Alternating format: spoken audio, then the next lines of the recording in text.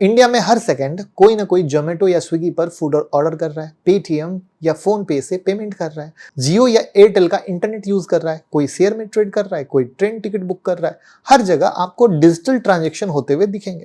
पहले भारत की इकोनॉमी खेत में हल से चलती थी, यानी एग्रीकल्चर।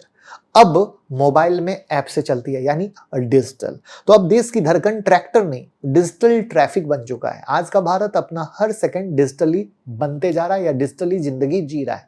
क्या आप भी तेजी से बदलती इस डिजिटल रिवॉल्यूशन का हिस्सा बनना चाहते हैं? क्योंकि इस रिवॉल्यूशन का एक डायरेक्ट इन्वेस्टमेंट ऑप्शन मार्केट में अब आ चुका है। जी हाँ, Edelweiss BSE internet economy index fund. तो इस वीडियो में हम इस फंड के पीछे छिपे ग्रोथ इंजन को समझेंगे। और अगर आप भी इंडिया के डिजिटल इकोनॉमी में इन्वेस्ट करना चाहते हैं तो ये वीडियो सिर्फ आपके लिए है। तो आज मैं डेली बेसिस पर होने वाले इंटरनेट इकोनॉमी कितनी जबरदस्त तरीके से काम कर रही है, इसका छोटा सा स्नैपशॉट दिखाने की कोशिश करता हूं। लेकिन उससे पहले अगर आप म्यूचुअल फंड में इन्वेस्ट करना चाहते हैं हमारे साथ, हमारे 20 साल का एक्सपीरियंस लेना चाहते हैं और उसके आधार पर अपने पोर्टफोलियो को ग्रो करना चाहते हैं, एक डाइवर्सिफाइड पोर्टफोलियो बनाना चाहते हैं, एक अपने सपनों को पूरा करना चाहते हैं कि भैया मेरा ये गोल है और मेरे इन्वेस्टमेंट से मेरे ये सारे गोल कंप्लीट हो जाएं, तो वो सब कुछ होगा। गूगल फॉर्म डिस्क्रिप्शन में है, गूगल फॉर्म भर दीजिए, हमारी टीम आपको कॉल करेगी। तो देखिए, मैं एक छोटा सा स्नैपशॉट देता हूं कि भारत में हर रोज 40 लाख से ज्यादा फूड डिलीवरी होती है, 1.2 करोड़ से ज्यादा B2C शिपमेंट डिस्पैच किए जाते हैं, यानी ऑनलाइन जो आप लोग शॉपिंग करते हो वो 60 करोड़ से ज्यादा यूपीआई ट्रांजैक्शन होते हैं और लगभग 59 crore GB data daily public use करे इंटरनेट, राइट। इसके अलावा स्टॉक मार्केट में 3.7 करोड़ से ज्यादा ट्रेड डेली एग्जीक्यूट होते हैं और आईआरसीटीसी के थ्रू 12.4 लाख से ज्यादा ट्रेन टिकट बुक होते हैं। ये सब दिखता है भारत की डिजिटल इकोनॉमी अब हर इंसान की डेली जरूरत बन चुकी है, राइट। और ये digital economy overall GDP growth से 4 गुना ज्यादा तेजी से बढ़ रही है और 2030 तक हमारी डिजिटल इकोनॉमी $1 ट्रिलियन तक पहुंचने की उम्मीद है।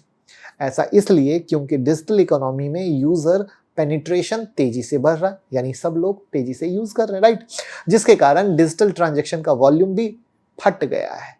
2022 में ये डिजिटल इकोनॉमी $165 बिलियन की थी और फाइनेंशियल ईयर 2025-26 में इसका साइज $350 बिलियन होने का एस्टिमेट है।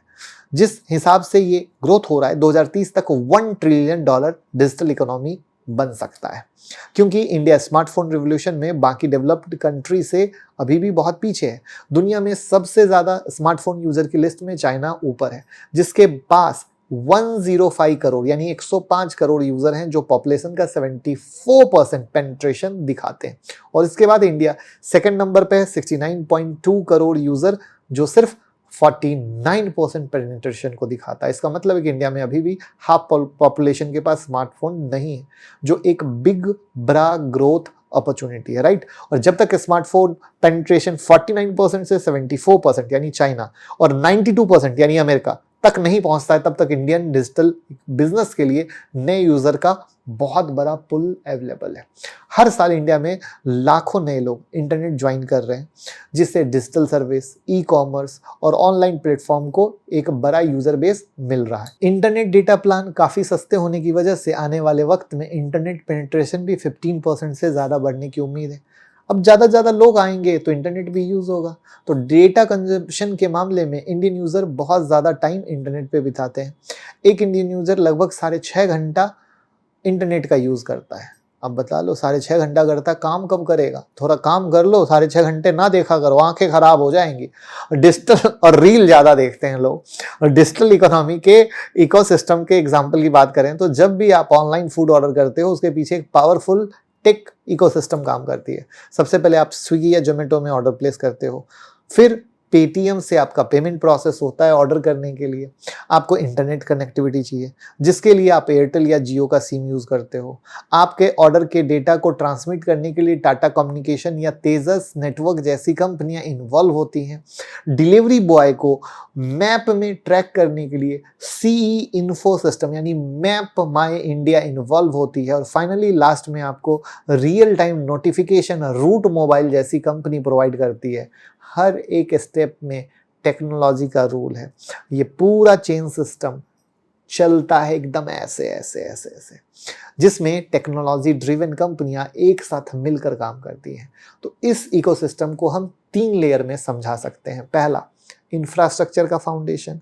यहाँ टेलीकॉम नेटवर्क जैसे बेस इंफ्रास्ट्रक्चर वाले प्लेयर आते हैं जो पूरे डिजिटल वर्ल्ड को कनेक्ट करते हैं, जैसे एयरटेल, टाटा कम्युनिकेशन, तेजस नेटवर्क।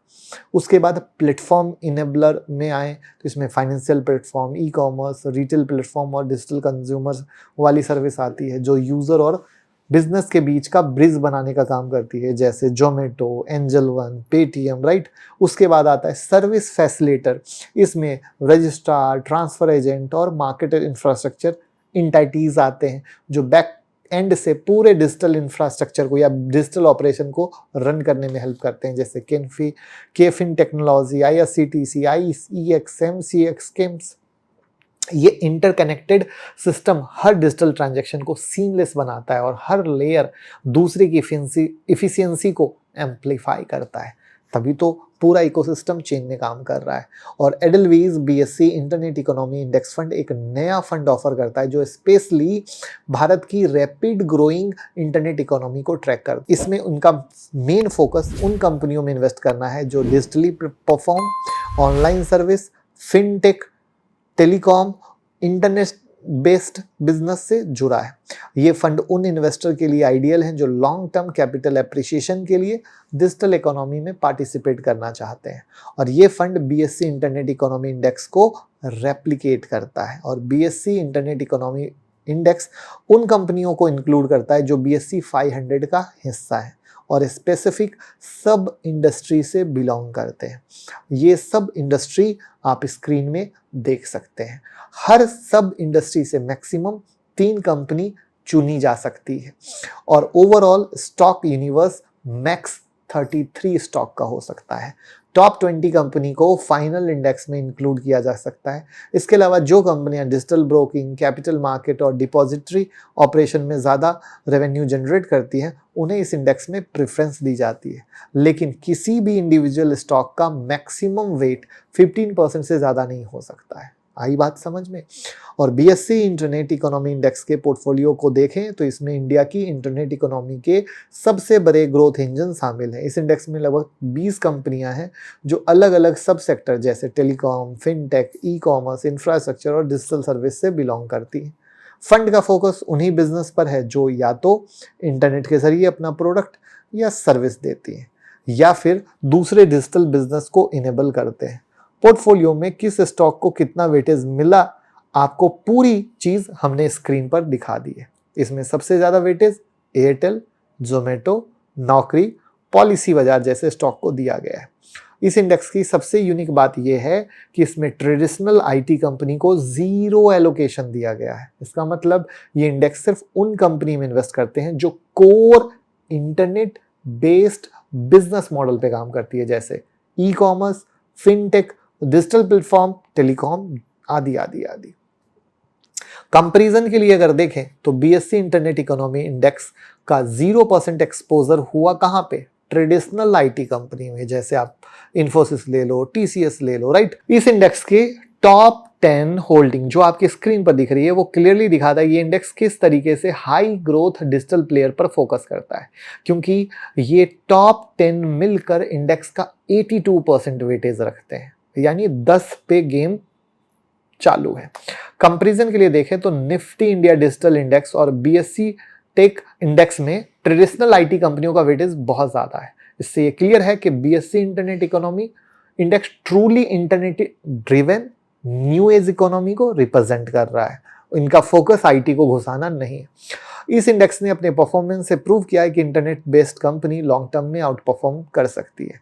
अगर ट्रेलिंग रिटर्न देखें तो इस इंडेक्स ने पिछले एक साल में 16.9% का रिटर्न दिया है, जबकि BSc 500 ने सिर्फ 9.6% का, यानी 7.3% एक्स्ट्रा रिटर्न है, राइट। इस इंडेक्स को निफ्टी इंडिया डिजिटल इंडेक्स और BSc टेक इंडेक्स से कंपेयर करें तो हर टाइम फ्रेम में इंडेक्स ने आउट परफॉर्म किया है। ये दिखाता है कि जब डिजिटल इकोनॉमी ग्रो करती है तो इंडेक्स सबसे तेज भागता है और जब करेक्शन होती है तो वोलेटिलिटी मैनेजेबल होती है कंपेयर टू अदर फंड, और ये समझना बहुत ज़्यादा ज़रूरत है। यहाँ पर हम SIP के हिसाब से देखते हैं तो 3 साल का रिटर्न 27.4% का है और 5 ईयर का रिटर्न 24.6% का है। ठीक है, तो डेफिनेटली अच्छा परफॉर्म कर रहा है। तो अगर आपको इस NFO में इन्वेस्ट करना है तो स्कीम का नाम है एडलवेज BSC internet economy index fund. Scheme type open ended index fund है जो BSC इंटरनेट इकोनॉमी इंडेक्स को रेप्लिकेट करता है। ठीक है, इस स्कीम का गोल है अपने बेंचमार्क इंडेक्स के टोटल रिटर्न को क्लोजली ट्रैक करना विद लो ट्रैकिंग एरर। 9 मई 2025 तक आप अप्लाई कर सकते हैं, जो पीरियड है, यानी आप अभी अप्लाई कर सकते हैं। अगर एग्जिट लोड की बात करें तो इसके यूनिट 30 डेज के अंदर रिडीम कर सकते हैं, तो 0.10% एग्जिट लोड लगेगा, लेकिन 30 दिन के बाद कोई एग्जिट लोड नहीं लगेगा। याद रखिएगा, वेरी हाई रिस्क कैटेगरी में है, क्योंकि कहीं ना कहीं जैसे ही आप एक सेक्टोरियल टाइप घुस जाते हो तो वहीं पर रिस्क आ जाता है। तो ये थी एक एनालिसिस। आपको कैसी लगी कमेंट में बताइएगा, आपको कैसा लगा और कौन से वीडियो बनाने हैं वो कमेंट में बता दीजिएगा। और म्यूचुअल फंड में इन्वेस्ट करने के लिए गूगल फॉर्म डिस्क्रिप्शन में भरिए और हमारे साथ इन्वेस्ट करिए। Thank you.